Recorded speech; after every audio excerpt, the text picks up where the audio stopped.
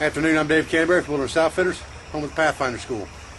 I wanted to shoot a little video today. I'm out kind of messing around, just practicing on some primitive trapping methods, things like that before I go out to Colorado. I wanted to keep you guys updated on what's going on. I did talk to Discovery today. I will be leaving on the 23rd for Denver to shoot some screen tests for Dual Survivor. It looks to me like this show will be airing in the first quarter of 2010. So whoever gets selected for the show is going to pretty much immediately start filming in August. It sounds to me like I'm talking to them. So I appreciate all the support you guys have given me and all the letters and things that you wrote to Discovery and all the endorsements you gave me. I'm sure that they've helped. Whether I get selected or not, I still will be making YouTube videos. It looks to me like, you know, maybe you're talking 40 days of filming over the next 4 or 5 months. So I won't be continually on the road. I'll be able to shoot video and things like that. My son will be out of the service in August when we start filming. He's going to kind of take over my business and run the website and things for me while I'm gone. We're going to shoot videos together when we can as I'm home. And today I just wanted to shoot a little bit of video on a couple primitive traps with you guys and discuss that a little bit. Primitive trapping methods are a little different in eastern woodlands than they are out west, and we're going to discuss some of those similarities and differences with you right now. Okay, this is a set figure 4 with a cordage trigger. Now there's a couple things that you need to look at on this. All right, first of all, what I've used here is a long piece of, it's like an old railroad tie that's rotted out in the creek. Probably weighs about 4 pounds. You're going to have a hard time in the eastern woodland areas probably, unless you are around areas with a lot of slate or heavy limestone, finding big heavy stones for this. A big log will work just as well as long as it's got some weight. Okay, here's another look at our trap, set up a little different. I just used a piece of that dog bane to get a little deeper into that trap. Again, this is about 8 inches off the ground. That's really a little bit too high. I would probably bury this main support stick a little bit deeper than that to get that thing about 6 inches off the ground. You don't want that animal getting out from underneath that. And the object of the game with this thing is when he eats bait that you've put on that stick, moving that stick will set this trigger off, and this falls down on top of him. Okay, and it is a death kill trap. Okay, but there's some tricks to this stuff. Number one is this top stick that you have right here for support. If you don't flatten it off a little bit at the top where your object is going to lay on top of it, it will tend to teeter-totter on you, and you don't want that.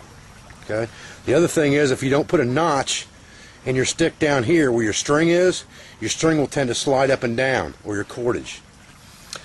Another thing that you need to remember is down here with this trigger, you want the trigger underneath the cordage that wraps around your triggering or your support stick. You don't want it over the top because it can tangle up and the trap won't go off. And all this I've done here is I've set this thing up to where it's just touching underneath back there in the back, and it's barely holding it. And you see, if I just reach in there with another piece of this dog bane and barely touch that thing, boom, it's gone. And that's what you want. I want to show you real quick, this piece that I just used to trip that trap with, it broke that piece of dog bane. That's how hard that thing fell when it came down. And you want that good flat side right there coming down. You want to make sure there's nothing underneath it that's going to keep it from coming flat down on the ground and smashing whatever prey you're going to try to get into it. Okay, let's get a quick look at how to set this trap. What we have here, we have a couple different components that we need. We have our support stick. We have our triggering device, which is just a piece of cordage on this stick with one stick through the cordage. And then we have our bait stick, and we can use anything for that that's long enough to go underneath of our deadfall device. In this case, we've got a big piece of railroad tie here. So we make sure we've got a good flat bed we're going to set this up on.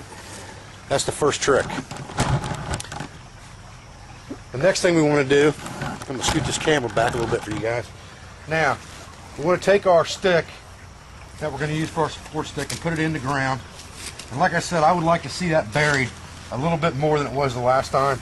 So we're going to try with that about that height for right now and see where we're at. Now this stick here basically just sets that notch, sets right on that point, and you will set your device, your killing device, right on the flat top of that where you flatten that out. Then you'll wrap this around one time, and you can kind of hold it with your hand and see if it's going to rock over on you. See how that's rocking a little bit? We don't want that. what you can do to curb that is you can take and bury that just a little bit.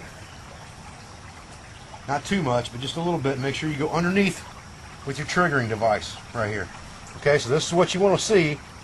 And now all you need to do is get your bait stick or your triggering stick and put it inside. Of course, you're going to put bait on this beforehand, and like I said, there's a lot of things you can use for bait. The jalapeno cheese that we had the other day and that MRE would make great bait. And if we had that bait on this stick right now, you know, and here again, the animal comes in and starts messing with your bait that's on the stick, and that's all it takes. Deadfall trap comes down and kills them instantly. Okay, let's talk for a minute real quick about this trap and what we're trying to get in this trap. This is not a large game trap. You can make traps like this that are bigger, with bigger logs, bigger rocks, maybe for rabbits, squirrels, things like that. But these deadfall traps were mainly used by Paiute Indians for very small game, like chipmunks and ground squirrels and things of that nature. That's what you're going to catch in traps like this. These are not a very high percentage trapping technique, but they will work, especially if you get an area with a high population of those small rodent type squirrels and things like that.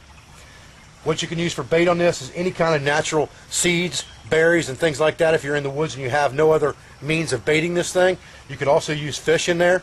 You're more likely to get possums and skunks up under there using fish, but you can use fish for bait. I would recommend more along the lines of nuts, berries, mashed up, and things like that on that stick to get small ground animals in there.